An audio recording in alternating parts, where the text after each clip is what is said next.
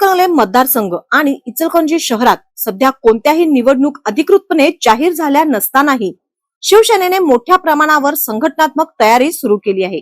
मतदार यादी विशेष सखोल पुनर्निरीक्षण SRS अभियानाच्या निमित्ताने शिवसेना पदाधिकाऱ्यांनी तळागाळात सक्रिय हालचाली सुरू ठेवल्या असून या आगामी राजकीय घडामोडींसाठी पक्ष सज्ज होत असल्याचे संकेत मिळत आहेत। राज्याचे उपमुख्यमंत्री एकनाथ शिंदे यांच्या मार्गदर्शनाखाली आणि भारतीय निवडणूक आयोग यांच्या निर्देशानुसार राबविण्यात येत असलेल्या या अभियानाच्या पार्श्वभूमीवर इचलकरंजी येथील मातोश्री मध्यवर्तीय कार्यालयात महत्त्वपूर्ण बैठक पार पडली। या बैठकीस माजी आमदार सुजित मिंचेकर, जिल्हा प्रमुख रवींद्र माने आणि ज्येष्ठ नेते पुंडलिक भाऊ जाधव यांचे मार्गदर्शन लाभले।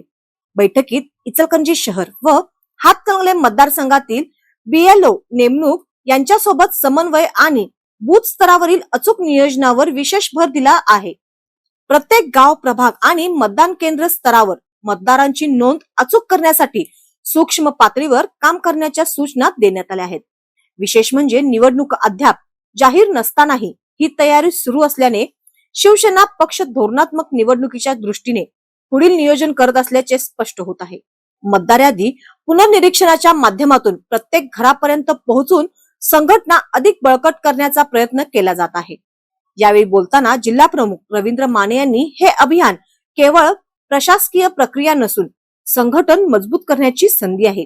सर्वांच्या सहकार्याने प्रत्येक पात्र मतदारांपर्यंत पोहोचून हे अभियान यशस्वी करू, यामध्ये सर्व शिवसैनिकांनी सक्रिय सहभाग घेण्याचे आवाहन केले आहे। माजी आमदार सुजित मिंचेकर यांनीही मतदार यादी पुनर्निरीक्षणात जबाबदारीने काम करून एकही पात्र मतदार वंचित राहणार नाही याची दक्षता घेण्याचे निर्देश दिले। या बैठकीस महिला आघाडी जिल्हा प्रमुख वैशालीताई डोंगरे, उपजिल्हा प्रमुख विजयसिंह स्वामी, तालुका प्रमुख अजित सुतार, युवा सेना जिल्हा प्रमुख निशिकांत पाटील, जिल्हा परिषद सदस्य आतिश शिंगे यांच्यासह अनेक पदाधिकारी व शिवसैनिक मोठ्या संख्येने उपस्थित होते।